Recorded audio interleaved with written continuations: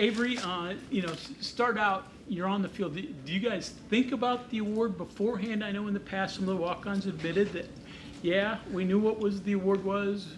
Did you think about it? What was your emotion when they called your name? So at first, it really wasn't something that had crossed my mind. I was kind of focused on the game that we were playing and trying to win for the gold team. But whenever they did call my name, I was surprised. I wasn't expecting it at first, but I'm definitely glad it happened. It's an honor to be recognized by an award like that, so I definitely appreciate it.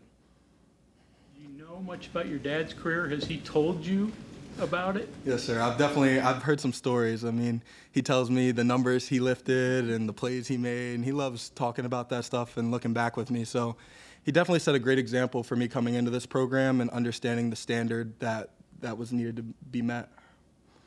Coach Brown mentioned it's been a sometimes difficult process for you making the adjustment to college football. What motivated you and kept you going when you met some setbacks?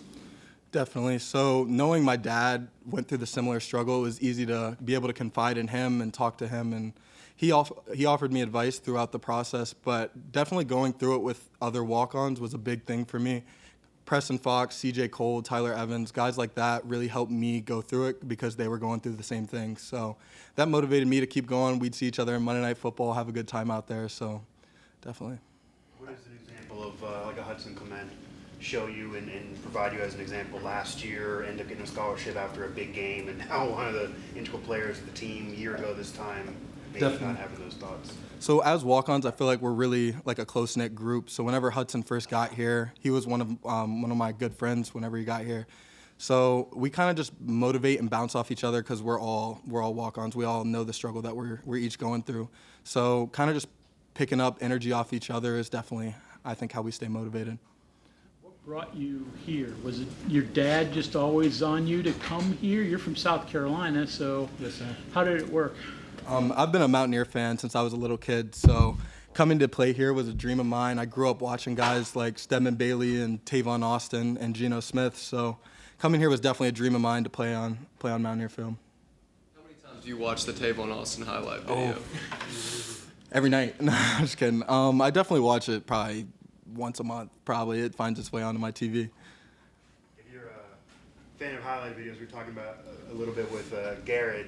Were you familiar with the full-on highlights of Pat White? You have to go back and check him out a little bit now that you knew he was coming back here a little bit before your time. Yeah, definitely. I mean, I had seen a few highlights, but not like the entire clip. He's got a long highlight reel, so there's definitely a lot to watch. But I watched a lot of Carl Joseph highlights growing up. I wore number 8 in high school and in Pee Wee, so definitely. What's your role, do you think? What do you want your role to be on this year's team? I believe my role in this team is to be a glue guy and a guy that like sets the standard for the other guys, the new guys coming into the program. I feel like I've learned how to train and how to take coaching and how kind of the process works here. So being able to instill that in the younger guys is a big role I take seriously. How does your dad, when you talk to him about his career, how does he kind of talk about walking on and the whole process? Definitely. I mean, he doesn't shy away from it. He knows it's a difficult process, told me it would be a difficult process. So whenever I go back and I'm telling him, like, hey, I'm struggling with this, like, he fully gets it. And he's always there in my corner to give me advice or tell me, hey, like, you need to work on this or pick me up whenever I'm feeling down. What motivates you to go through this here rather than maybe be on the field more at a lower level school? I mean, obviously there's different things for different people. What motivates you to push to this level? Definitely. I think this place is really special because of the community and the fans. The fans really are invested in the program here. They love to come out to games, love the support from home. So I think the fans here, I go back home in South Carolina and I see West Virginia flags and yards on the backs of cars. So the fan base, I feel like, is really across the country, and that's something that's really special to me. And yeah. Yes, he was in the crowd. Yeah, I was lucky enough to talk to him after the game, and it was a pretty special moment for me and my family. Mom from West Virginia? Where's she from? Yes, my dad and my mom both grew up in the same place, Milton, West Virginia. Milton. I knew they were Huntington area. So Yeah, small where your little dad town. was. So your mom is too, huh? Yes.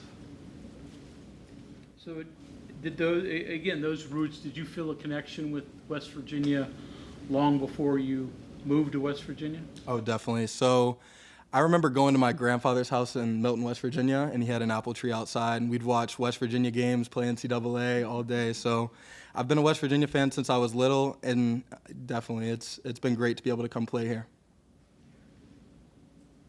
What was the first WVU game you remember going to?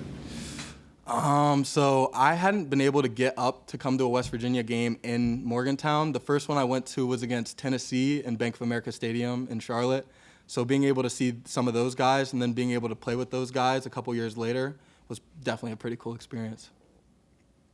You mentioned your academic side too, and you're good there as well. Where'd you learn to take that, seriously? And what's that bring you in the future? Definitely. So in school, I feel like even in high school, I tried to get a variety of different subjects that I was studying so I could be as versatile as possible. That's something I also try and mirror in football by learning different positions. But in college in particular, I took up MIS, I took up the sales team, and I took up football, and I mainly did that to develop my skill set in different areas. Thank you all.